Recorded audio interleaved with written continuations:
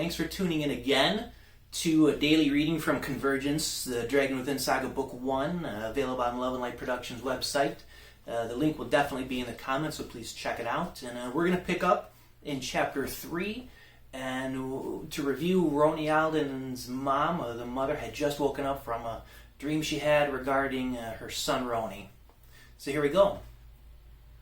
Although his fanatical practicing of his father's teachings had tempered over the years, and though his own identity had begun to return, she could still see the burdens he carried throughout the progression of his day. Sometime over the last several years, he constructed within him an almost saintly reverence of his father. In her son's eyes, his father was everything he could aspire to become and carried no faults or flaws of character.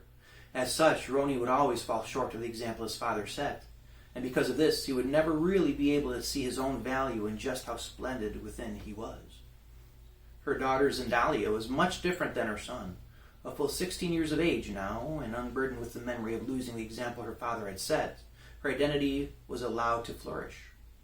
Well, as much as her older brother would allow. One of the burdens he carried was stealing from his sister the experience of being raised by their father. To compensate, and really overcompensate, Roni became, or tried to become, a father for her.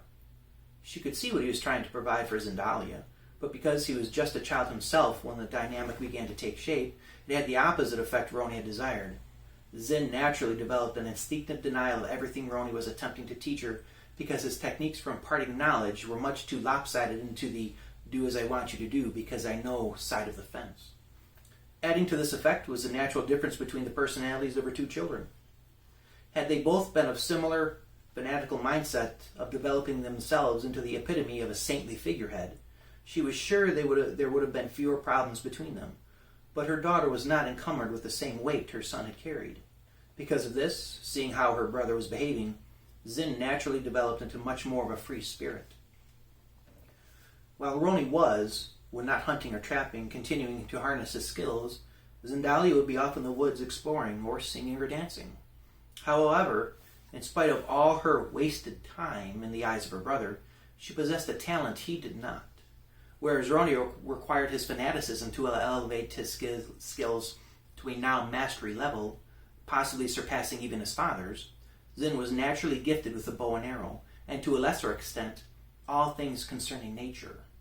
To his credit, Roni did not develop any amount of jealousy toward his sister for her propound gifts, but he did develop frustration towards her for her underdeveloped skill.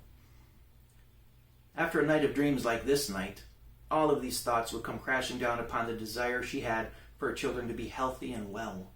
And in these moments, before the dawning of the sun and the rising of her daily duties, when her mind was allowed to roam freely to her own feelings of inadequacy, she always succumbed to the awful aloneness provoking her tears. She had one dream for her children since before she was the age to even be able to bear them. And now, years upon years later, when her ability to prevent such burdens from gaining a foothold within her children was well beyond the point of correction, she understood one overwhelming truth. She had failed them. Yet more than that, she had failed her husband. Weight. But not the all-repressing weight she was used to feeling from projections of her own mind within. She was feeling a decidedly different and foreign weight being projected upon her from a point outside of her own existence. And though the weight of her own mind carried with it a darkness she could readily identify, this new weight held none of that, albeit just as difficult to breathe as it would be while lying alone in the aftermath of her tears. This time it was because of a tangible presence seemingly compacting her chest into her bed. Yet she did not fear. Instead, the more weight she felt, the more she became calmed. Her eyes began to dry up, her sobbing lessened, and her mind began to clear itself from all the feelings of personal failure held tightly just moments before. As her mind cleared, she understood the increasing weight was a result of something drawing closer. From the outside of her room, she heard faint footfalls of someone or something approaching. She tried to get up, but the weight from this presence was such that she was unable to move. Seeking to warn her children, not from fear, but merely to prepare them, she attempted to call out.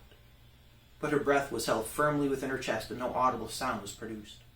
She was locked in the grip of this entity. The closer it drew, the more calm she grew, and the more clearly she saw even as her eyes were softly directed to close.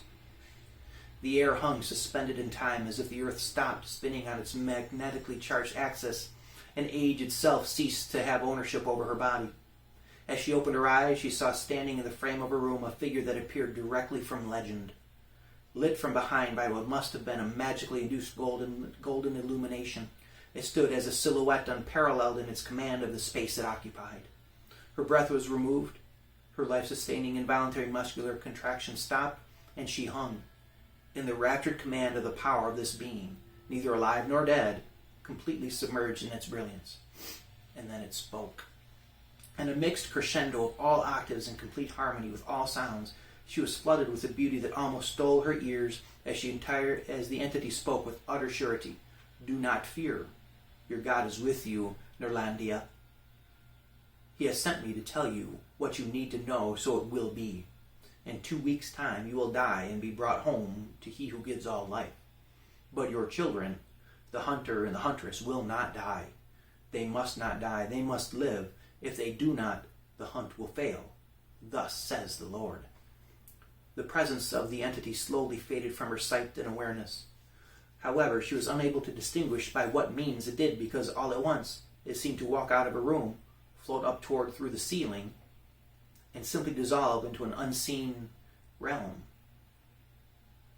But what she was able to distinguish lingered within a place she had always known had existed, yet had remained dormant and neglected for such a long period of time. It's lost its power of influence. A power she had forgotten until now. She felt the absolute truth of this being's words in her soul.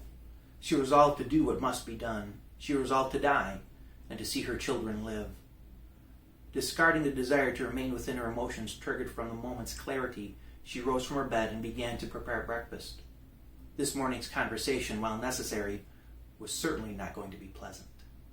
We're going to end there again. Thanks again for tuning in to me reading Convergence Book 1 of the Dragon Within Saga. Always much appreciated, much loved. Thank you very much. And guys, have a great day. Until next time, always release your dragon within. Thank you so much.